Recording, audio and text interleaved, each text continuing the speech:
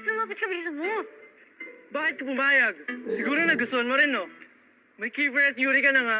Hindi namin pumasikit. Huwag mo nga kinakausap ng ganyan si JJ. Hinalikan ka na nga. Nagpahilik ka naman. Tangina mo, ha? Gago, hindi ako nagpalit.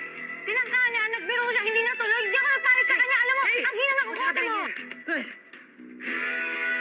Sino natakang humalik sa'yo, Jay? Wala yun.